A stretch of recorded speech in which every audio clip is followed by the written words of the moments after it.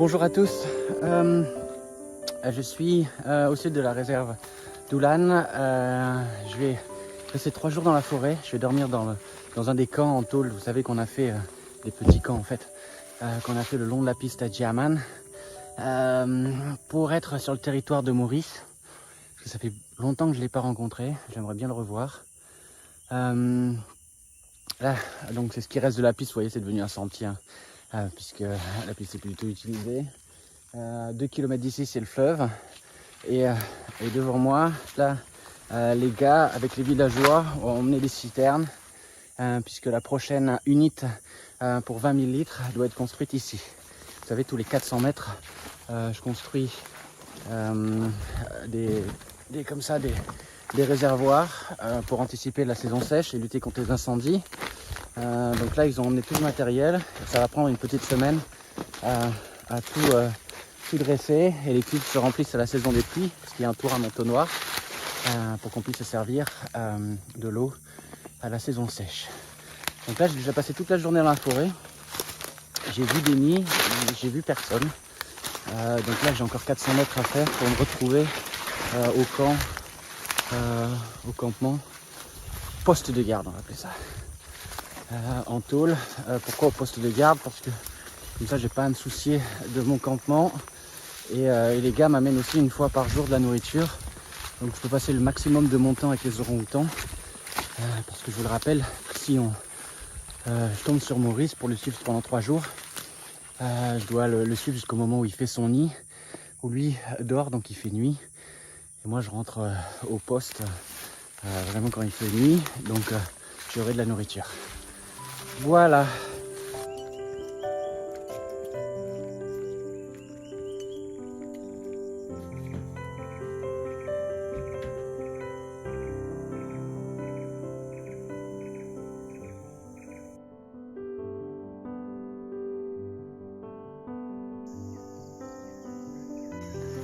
6 h du matin, les gibbons chantent.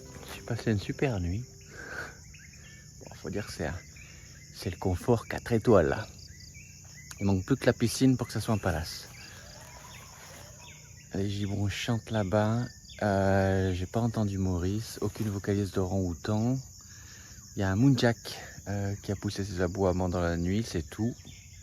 Donc là, je vais vite déjeuner et puis je vais partir un peu à l'ouest, voir si Maurice n'est pas là-bas.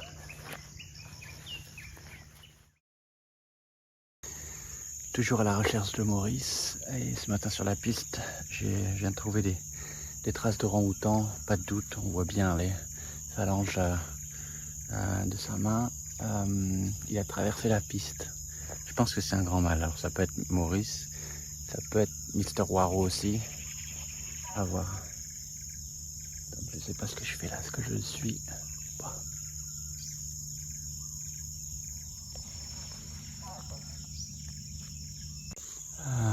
Comme les traces sont juste là, elles traversent la piste.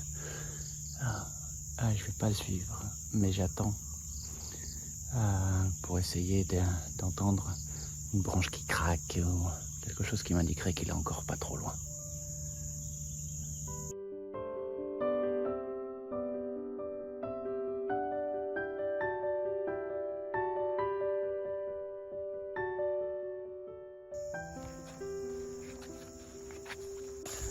Ce que vous voyez derrière moi, c'est des traces de porc-épic. Ils voyagent comme ça à la queue leu.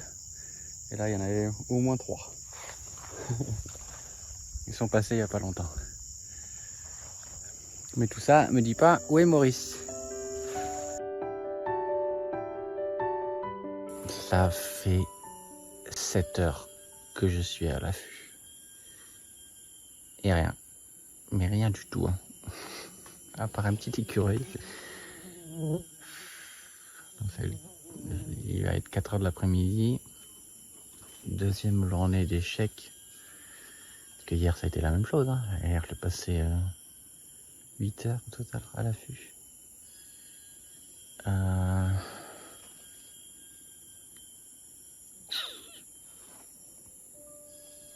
On verra bien.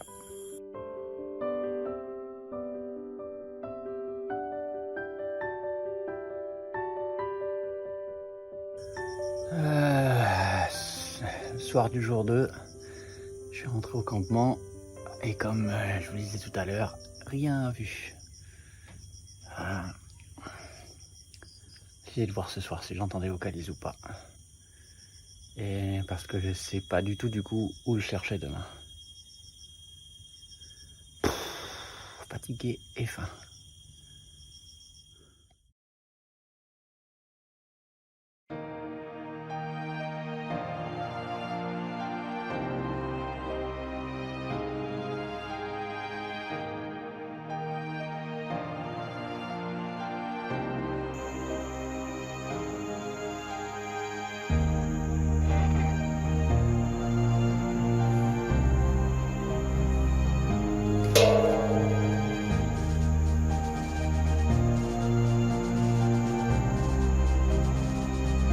Alors vous venez de voir Diego qui vient de s'envoler, il a fait un grand vol jusqu'à là-bas. Diego, ça fait quoi maintenant presque 2 mois qu'il est en totale liberté autour du camp.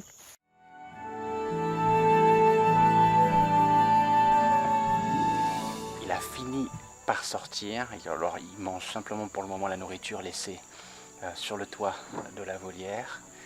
Mais il a enfin compris que c'était bien ouvert, qu'il restait en sécurité. Donc plus ça se passe doucement, mieux c'est en fait. Parce que c'est un animal imprégné, vous l'avez compris.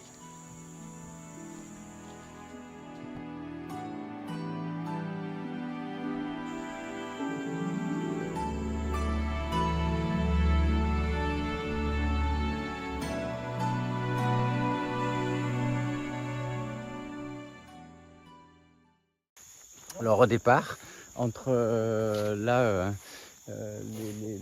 les morceaux de bois qui protègent l'antenne, l'étendoir qui est derrière moi, les gars avaient fait aussi des perchoirs comme ça tout le long pour que voilà, dans un premier temps ils puissent voler de perchoir en perchoir.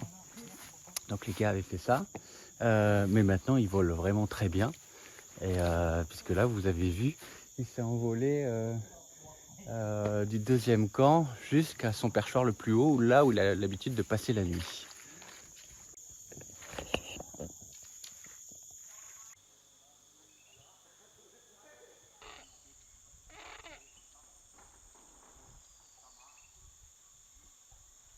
Et ce qui est vraiment top, c'est qu'il a vraiment compris que pour dormir, il devait absolument se mettre sur l'endroit le plus haut. Donc il se met toujours au bout de cette perche-là pour passer la nuit. Pourquoi? Parce que si jamais il y a une civette qui essaie de l'attraper, par exemple, au moment où la civette va monter sur la branche, eh bien, ça va le réveiller et donc du coup, il pourra s'envoler. Et donc c'est juste parfait, je me fais vraiment pas de soucis et il progresse vraiment très vite. On va pouvoir enlever tous ces petits perchoirs qui ne servent à plus rien maintenant.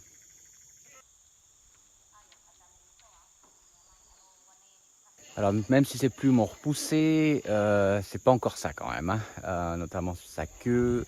Je suis même étonné en fait qu'il vole aussi bien alors que ses plumes sont pas encore dans un super état. Même si ça va mieux, hein, mais ça prend du temps.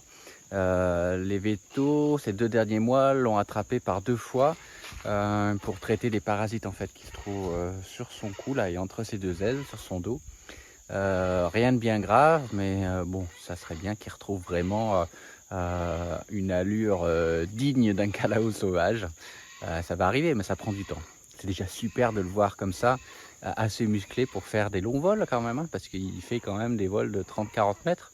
Pour un calao qui a toujours vécu en captivité, c'est quand même génial.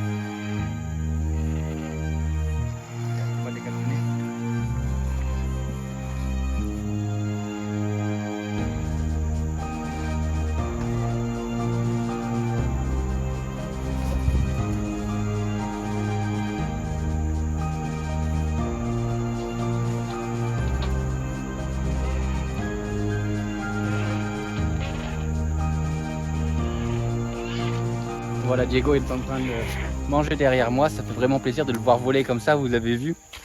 Il a une assurance qui est assez surprenante. Je ne pensais pas qu'au bout de 2 mois, il serait comme ça. Donc c'est juste top. Il arrive à bien se muscler. Maintenant, il faut que ses plumes poussent encore un peu. Et ce qui est déjà rassurant, c'est que vous voyez les couleurs de son bec.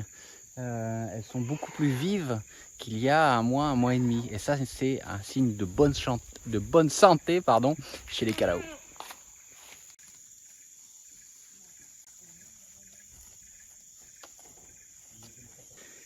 Et derrière moi, vous voyez une petite sculpture, parce que l'un des gardes de Doulan est un artiste. C'est Kadi.